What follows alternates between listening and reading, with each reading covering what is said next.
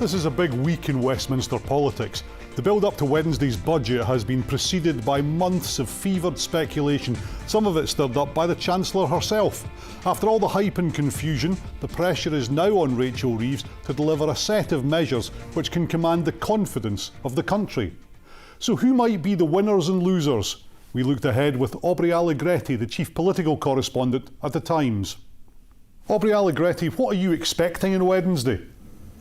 So this is a budget that Rachel Reeves told us a year ago she probably wouldn't have to deliver. She announced tax rises of up to £40 billion almost this time last year and said she wouldn't need to come back for more. However, the Chancellor has faced a series of obstacles and now has a fiscal black hole of between 20 and 30 billion pounds.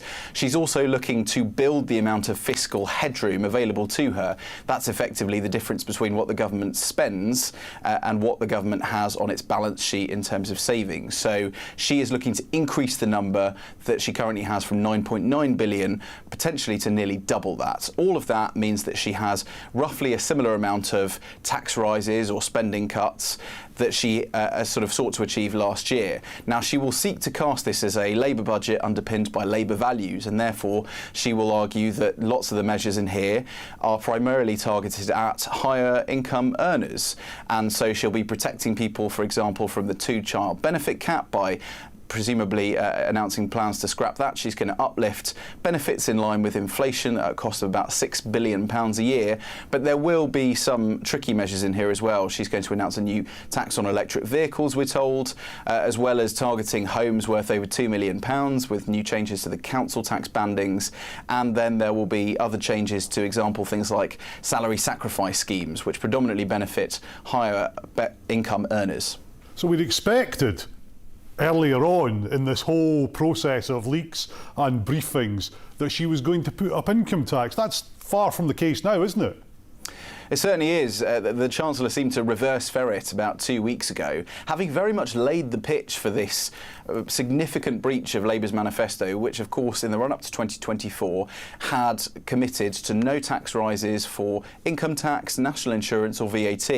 And very pointedly, the Chancellor refused to stick to that manifesto commitment, including in an early morning Downing Street press conference just a fortnight ago. But since then, it seems Downing Street has bottled it. The Chancellor particularly concerned about the target on her back, and Keir Starmer, the Prime Minister, under pressure from within his own party. MPs behind the scenes telling me that they feel very nervous about doing something so totemic as breaking the party's manifesto at a time where confidence in the Labour Party is decreasing. They are languishing at sort of third, fourth in the opinion polls. There's obviously a really important set of elections coming up next year, including in Holyrood in Scotland, and so the party didn't want to be seen as breaking one of its central promises, even if economically it would have made Rachel Reeves' life a lot easier by a big sort of reduced size tax cut, which would have been much cleaner than this smorgasbord of mini tax rises that we're going to see on Wednesday instead. And business bosses describing the whole process, particularly on tax, for example, as chaotic today. Certainly, there's been lots of dissatisfaction about the way that this budget has been trailed, or as it's known in Westminster parlance, pitch-rolled, which is effectively to try and lay the ground for what you're going to do by telling people in advance so that they then aren't as angry or annoyed or upset or surprised when the budget itself is delivered. And Rachel Reeves, in fact, has been addressing Labour MPs tonight privately.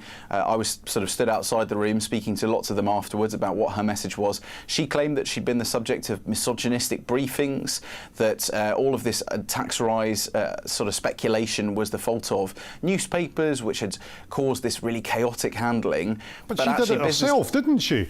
Well, certainly, she refused to commit to things that she previously had, which is why Labour MPs are in such disbelief and think that actually this is a problem very much of the Treasury's own making. And in a budget, you always have different audiences. You have the markets on the one hand, who will want to see fiscal sort of rectitude. They'll want to see spending cuts and the government living within its means. You have voters as well, who obviously are passing verdict on the government this time next year and in May in 2026. But you also have Labour MPs who are increasingly sort of agitated and dissatisfied with both Keir Starmer and Rachel Reeves' performance. So how this budget is delivered on Wednesday is really crucial to both of their futures. But those Labour MPs will be pleased that she is now looking like she's going to scrap the two-child benefit cap. What else is she going to do in terms of spending?